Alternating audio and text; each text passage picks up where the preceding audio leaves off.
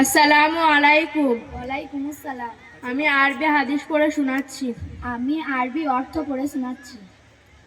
1 নম্বর হাদিস, হুজুর সাল্লাল্লাহু আলাইহি সাল্লাম বলেছেন, ইন্নামাল আমালু বিন্নিয়াত, অর্থাৎ প্রত্যেকটি কাজ নিয়তের উপর নির্ভর করে। 2 নম্বর হাদিস, হুজুর সাল্লাল্লাহু আলাইহি সাল্লাম বলেছেন, মান শামাতা নাজা, অর্থাৎ যে চুপ থাকলো সে মুক্তি পেল। 3 নম্বর হাদিস, হুজুর সাল্লাল্লাহু আলাইহি সাল্লাম বলেছেন, মান লা ইয়ারহাম লা ইরহাম, অর্থাৎ যে মানুষের প্রতি দয়া করে না, আল্লাহ তাআলা তার প্রতি দয়া করে না। 4 নম্বর হাদিস, হুজুর সাল্লাল্লাহু আলাইহি সাল্লাম বলেছেন, লা ইয়াসকুরুল্লাহ মান লা ইয়াসকুরুন নাস, অর্থাৎ যে মানুষ শুকরিয়া আদায় করে না সে আল্লাহর প্রতি শুকরিয়া আদায় করে না। 5 নম্বর হাদিস, হুজুর সাল্লাল্লাহু আলাইহি সাল্লাম বলেছেন, সিবাবুল মুসলিমি ফুসুকুন ওয়া কিতালুহু কুফরুন, অর্থাৎ মুসলমানকে গালিগালাজ দেওয়া গুনার কাজ এবং তাদের সাথে যুদ্ধ করা কাফিরদের কাজ। 6 নম্বর হাদিস, হুজুর সাল্লাল্লাহু আলাইহি সাল্লাম বলেছেন, কুল্লু মারুফিন সাদাকা, অর্থাৎ সমস্ত কাজ একটি সৎকার। 7 নম্বর হাদিস, হুজুর সাল্লাল্লাহু আলাইহি সাল্লাম বলেছেন, আল হায়াউ খায়রুন কুল্লুহু, অর্থাৎ লজ্জা সম্পূর্ণটাই উত্তম।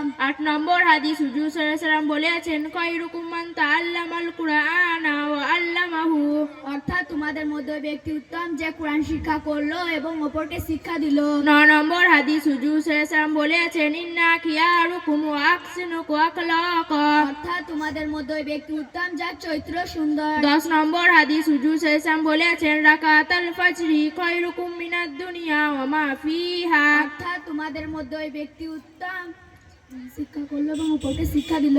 10 নম্বর হাদিস, হুজুর সাল্লাল্লাহু আলাইহি সাল্লাম বলেছেন, আদ-দুআ মুখুল ইবাদাহ, অর্থাৎ দোয়া ইবাদতের মূল। 12 নম্বর হাদিস, হুজুর সাল্লাল্লাহু আলাইহি সাল্লাম বলেছেন, খায়রু যাদিত তাকওয়া, অর্থাৎ উত্তম পুঁজি হলো আল্লাহ তাআলাকে ভয় করা। 13 নম্বর হাদিস, হুজুর সাল্লাল্লাহু আলাইহি সাল্লাম বলেছেন, লাইসাল খাবরু কাল মাআনিয়া, অর্থাৎ শোনা কথা দেখার কথার মতন হয় না। 14 নম্বর হাদিস, হুজুর সাল্লাল্লাহু আলাইহি সাল্লাম বলেছেন, আল মুমিনি মিনাল মুমিনু, অর্থাৎ একজন মুমিন ব্যক্তি অপর মুমিন ব্যক্তির জন্য আয়না স্বরূপ। 15 নম্বর হাদিস, হুজুর সাল্লাল্লাহু আলাইহি সাল্লাম বলেছেন, আদ-দালু আলাল খায়রি কাফাইলিহি, অর্থাৎ সৎ পদক্ষেপ তেমনি সৎ সৎ কর্মকর্তা পায়। 16 নম্বর হাদিস, হুজুর সাল্লাল্লাহু আলাইহি সাল্লাম বলেছেন, ইত্তাকুন নারা ওয়ালা বিশিক্কিন তামারা, অর্থাৎ আগুন থেকে বাঁচো যদিও একটু খেজুরের টুকরা দান করে হোক। 17 নম্বর হাদিস, হুজুর সাল্লাল্লাহু আলাইহি সাল্লাম বলেছেন, আশাউমু জুন্নাহ, অর্থাৎ রোজা হলো ঢাল স্বরূপ।